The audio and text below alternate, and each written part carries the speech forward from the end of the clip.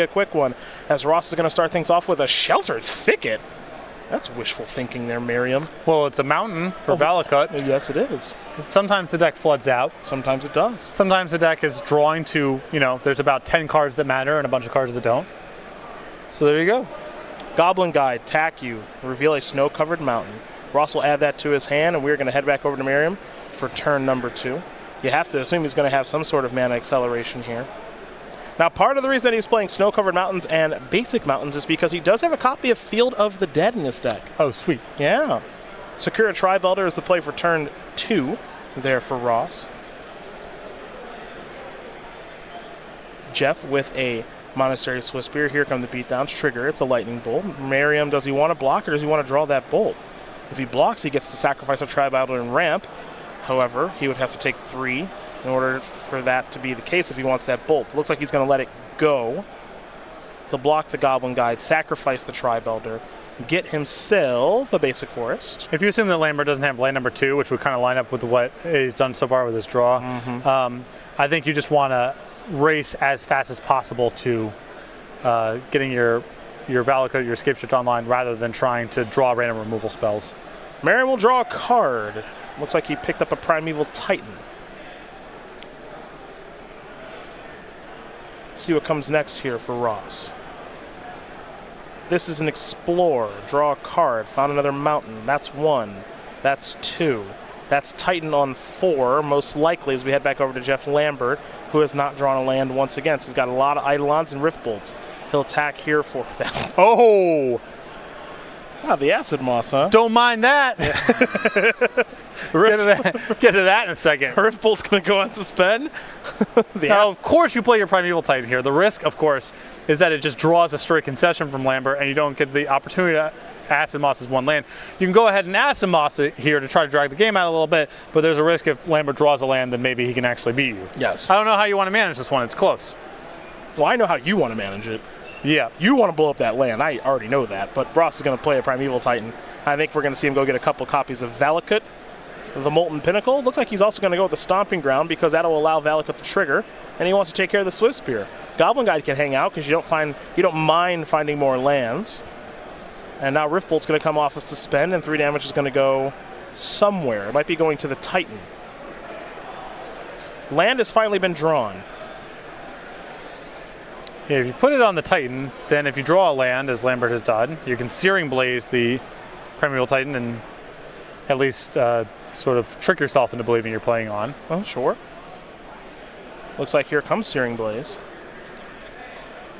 So 3 and 3. Titan down. Merriam down to 11. Let's make it 9. Trigger Verdant Catacombs, which can become a mountain, of course.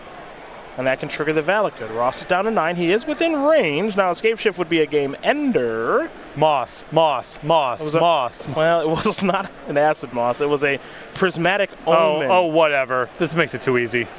And now that's a Summoner's Pack, which will be getting a prime time, baby. Couple Valakuts, please and thank you. A whole bunch of triggers. Should be 18 all by itself. So Ross Merriam's going to win game number 1 here over Jeff Lambert. Titan Shift very quickly up a game over Burn. We take a look at the sideboards. If I'm Jeff, I've got 2 Dragon's Claws, 2 Grim Lavamancers, another copy of Skullcraft to go with the 3 in the main, 3 Searing Bloods, 4 Smash Smithereens, and 3 Path to Exiles. Not a lot of cards for this matchup. No, the paths can be okay in some spots, but as you saw in that game, killing Primeval Titan isn't really a guarantee of anything.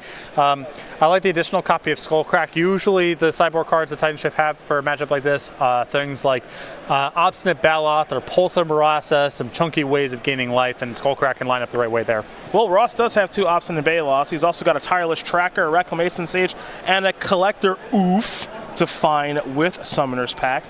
2 Veil Summer, 2 Force of Vigor, a beast Within a Fry, an Anger of the Gods, and 3 copies of Dampening Sphere. So the 2 Obstinate Baloths are the easy ones to bring in here. I think there's an argument to be made for the Tireless Tracker to come in, maybe even Beast Within, maybe Anger of the Gods, but obviously the Obstinate Baloths get the top billing here. Well, those are the options there for both players. They're already shuffling up and getting ready for game number 2. We want your questions, by the way, because we'd like to take some to end the round, as we always do here on round number 5 of the SCG Tour. So send them with that hashtag SCGDFW. You can send them to me at Cedric A. Phillips, and we'll take some at the end of the round. Any questions you have about the banned and restricted announcement that took place by Wizards of the Coast on Monday, what we think of this brand new modern format, because there's plenty to say, with Stoneforge Mystic being unbanned, Hogak, Arisen Necropolis, and Faithless Looting long gone, and hey, your old buddy Rampaging Ferocidon's back in Standard. Yeah, unfortunately I submitted my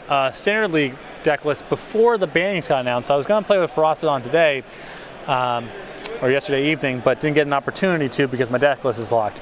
I have to play through that Standard League on Magic Online, current record 1-1, and then I'll give the Ferocidon a little bit of burn.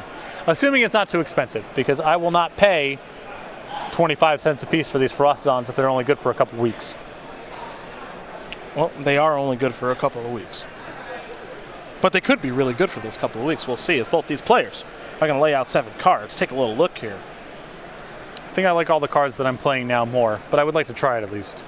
You see a Path to Exile has come in here for Jeff Lambert. That's hanging out in his hand. It's just a 1-lander here for our burn player. Ross is going to send it back, not happy with what he has seen. Titan Shift, maybe a bit of a surprising choice here for Merriam, but the decks that we have seen him have a lot of success with in Modern over the past year and a half or two have all included Faithless Looting. I think of Dredge, and I think of Izzet Phoenix. Well, and the decks that are, you know, Stoneforge Mystic and the decks you would expect to kind of crop up in response to Stoneforge Mystic do a lot of playing to the battlefield and playing a lot of removal spells, and that strategy is extremely bad against Titan Shift. I'm inclined to agree. How good is Titan Shift now? It's tough to say. This is a deck that has done well for a very long time. Hasn't put up crazy good results, but you know it's always a viable option. There are versions that play through the breach and play a little more pedal to the metal. We've seen bigger versions with Hour of Promise before. There's a lot of ways that you can build this strategy, but ultimately what this deck mostly does is ignore the opponent and try to kill them on turn number 4 or 5 with either Primeval Titan or Scapeshift. Bloodstained Mire here for Jeff is where he's going to start things. He will sacrifice that, get himself a Sacred Foundry, and fall down to 17. So Scapeshift will be its lethal self on 7 lands. 6 in the Valakut. There's a Goblin guy going to reveal a Stomping Ground, and the mulligan has been undone. Merriam will pick up that Stomping Ground, so he'll draw for his turn here in just a moment, and we'll see what his first turn yields, as he picked up a copy of Shelter Thicket as well. He'll play a Stomping Ground untapped. He's going to fall down to 16. And it looks like he may have a Lightning Bolt at the ready for the Goblin Guide. Lambert appears as though he's kept a 1-lander once again, so he'll play another Goblin Guide. And he'll be coming into the red zone. Triggers from Goblin Guide. 1 is Snow-Covered Mountain. 2 is a Search for Tomorrow. And that will be a Lightning Bolt, as Merriam's going to fall down to 14. Merriam is going to draw that Search for Tomorrow. There's a mountain. This is a Sakura Tribe Elder. And we'll head back over to Jeff. Jeff has not found a land once again, so he'll play a Swift Spear. He'll come in with both creatures, trigger the Goblin Guide. Summoner's Pact, not a bad find. Don't know if Ross needs it, and he doesn't, so he'll block and sack. It's too important to keep his life total high here. I think there's almost no draw step he would take here over a block and a sack. He's going to get himself a basic forest, which means that Primeval Titan and Scapeshift can now be cast. Double green is taken care of. If you're Jeff Lambert, you really need a second land. If you're Ross, Nopson and Baloth wouldn't be too bad. We will head back over to Ross. He will untap and draw. He's found a copy of Explorer. We saw how good that was for Ross last game. Again, Ross opting to split up his basics. Some just normal basics, some snow-covered because of the solo copy of Field of the Dead. And also just good practice. It's good practices.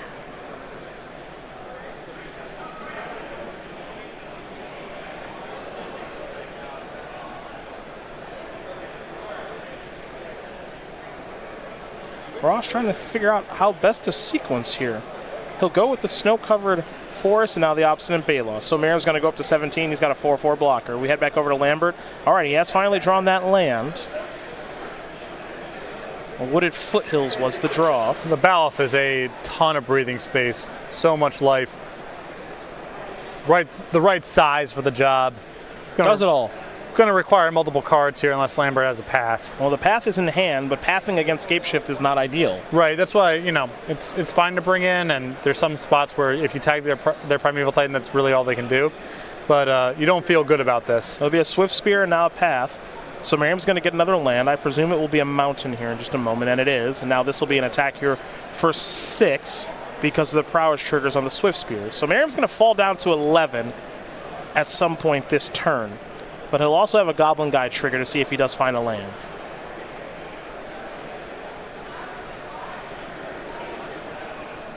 And that'll be another obstinate Baloth. A lot of those. Yeah. Merriam will draw that Baloth. He does have the ability to cycle a Shelter Thicket, but he's going to start with an Explorer. There is the Shelter Thicket. There's a Misty Rainforest. Sacrifice the Misty Rainforest. Fall down to 10. Get a basic. Actually, it's going to be a Cinderglade that enters the battlefield untapped. Now there is a, never mind, it's a Scape Shift. We'll be done here in just a second, folks, because Ross is going to get 6 Mountains and a Valakut, and we can call this one all done. Perhaps Titan Shift isn't so bad against Burn, but Jeff's draws didn't really line up great with these one-landers, never drew another one on time, and Ross Merriam wins this match 2-0.